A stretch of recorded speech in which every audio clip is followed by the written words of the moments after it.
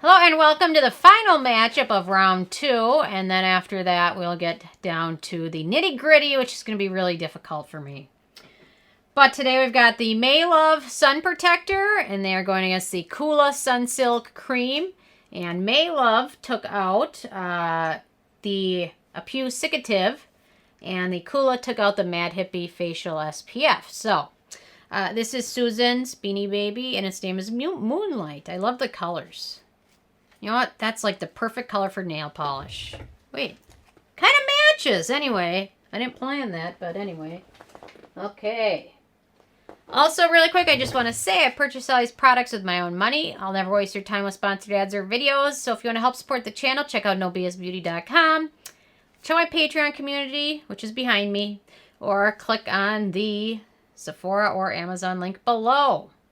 And also, I finally made a hair appointment to get my hair done. It's been like 6 months, so doesn't look the best right now, but it'll be fine soon. So it's a bold move these days. So I never thought going to the salon would be a bold move, but anyway, I'll wear a mask, but I don't know how they do your hair on the mask. I'll figure it out. Anyway, okay. So, let me get on to my first criteria, which is alcohol, and both of these are free from denatured or drying types of alcohol. They're also both fragrance-free and made in the U.S. And I think every sunscreen in this series... No, there's one that wasn't made in the U.S., so okay. But close. Okay, on to the texture. So, the Maelove Sun Protector feels kind of like a moisturizer, which is really nice, which... a lot of people can appreciate for a sunscreen that just feels like a moisturizer. It just feels nice, absorbs pretty quickly, and it sets to a matte finish that is non-sticky. The Coola has a bit thicker texture, although they like to call it the Sunsilk Cream. It's got more of like a gel lotion type texture, and it also feels kind of like a moisturizer when you apply it, but it's not really that moisturizing. It takes a bit of time to apply, and eventually, after you smooth it in, does require some effort, it sets to a matte, non-sticky finish. Overall, I thought the Maelove was just a little bit easier to work with because it's got a little bit more of a lotiony slip texture than the Coola does.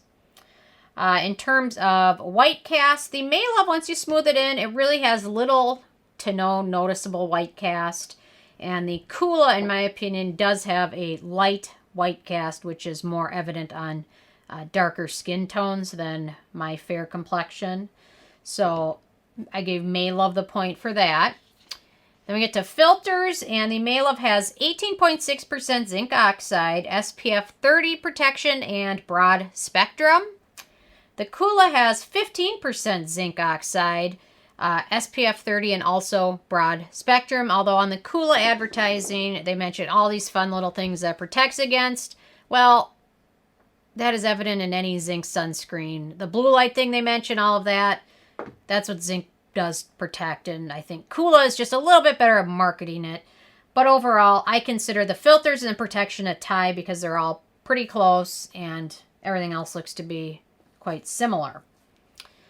In terms of ease of use, the Maelove super easy to apply, feels like a lotion. Those with oilier or normal skin might be able to replace their normal moisturizer with this one. Doesn't pill, doesn't feel greasy or oily when you apply it. So the Coola has a bit thicker texture, which is mostly easy to apply.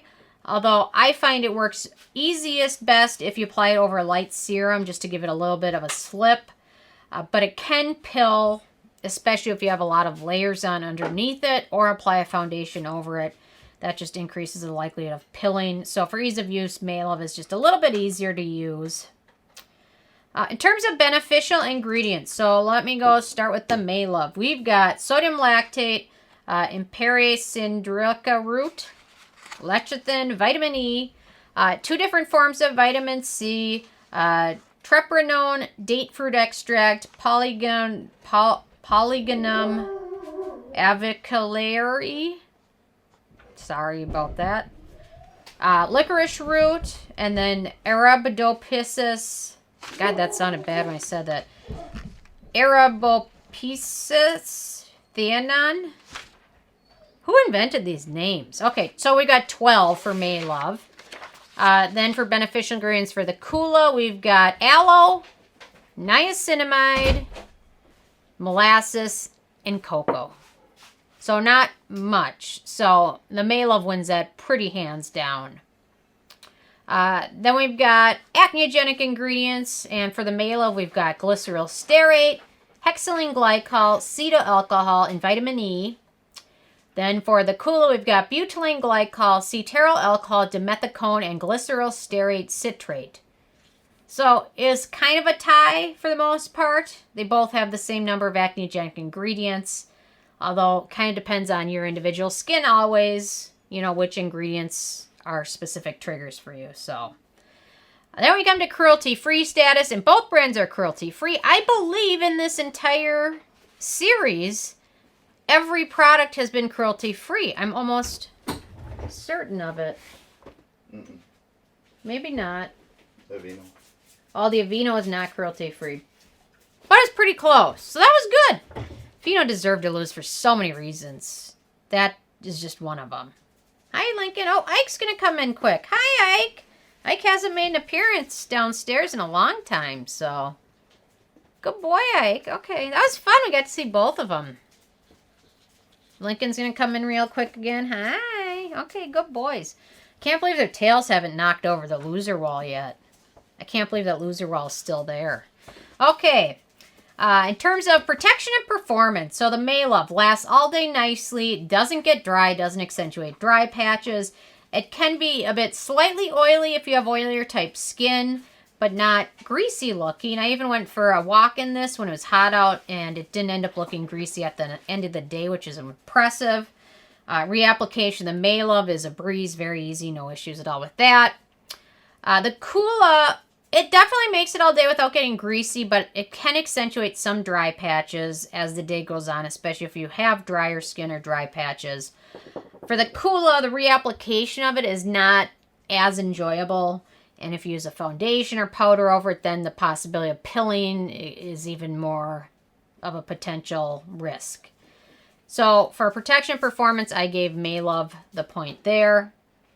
Then we come to price. They both look like big bottles, but the Maelove is 2 ounces, 57 milliliters, and it retails for $20, making it 36 cents a milliliter, making it one of the most affordable sunscreens from this entire series. Then we come to the Coola, which is 1.5 ounces, even though the bottle almost looks bigger. It's got less. 1.5 ounces, 44 milliliters, $42 retail price, making it 96 cents a milliliter, making it the most expensive of this entire series. So that's interesting. We've got one of the most affordable, one of the most expensive, and you know what? This goes to show that money doesn't really equate to quality. Because we come to the it factor, and the Maelove, great option for sunscreen haters. Fragrance-free, alcohol-free, affordable, easy to reapply. Seems to work great for dry skin, and those with oilier skin seem to like it as well. Coola, pricey, fragrance and alcohol-free, geared towards oily to normal skin, in my opinion, pricey. And we come down to the final score, and one of the more decisive. So we've got the most affordable one with 13 points, and Coola, the most expensive one, with 6. So it goes to show, again, that price really doesn't mean anything when it comes to skincare. I don't know, price may equate with a good car, but with skincare, price really doesn't mean anything. Typically, I find sometimes the more expensive products are, the less quality you get. I'm not sure why, but it just seems to be La Mer, some of those other products that are ridiculously expensive. Some of them are just terrible, so I don't know. Anyway, okay, so the Maelove will go on in the next series against the Biossance. Where did I put the Biossance? Anyway, it's going to go up against the Biossance next round. So anyway, be sure to check that out. Ike always has an itchy chin. I'm just going to let you guys watch this. He does this on my bathroom countertop on the corner. He likes the corners because he really itches his chin. But he got attacked by a porcupine when he was, I don't know, it's like probably 5 years ago. And ever since then, he won't let anyone touch his chin or anything because the porcupine quills were all up in there as a mess. So anyway, so he's got an itchy chin but won't let anybody do anything about it. So anyway, I totally digress, but once the dogs come in, I just get distracted. So anyway, be sure to check out tomorrow's video, and we will be having a winner in the next couple days. So anyway, if you guys have tried any of these, or if you have any other favorite zinc-only sunscreens, leave a comment, and I will see you more tomorrow. Thank you so much, guys.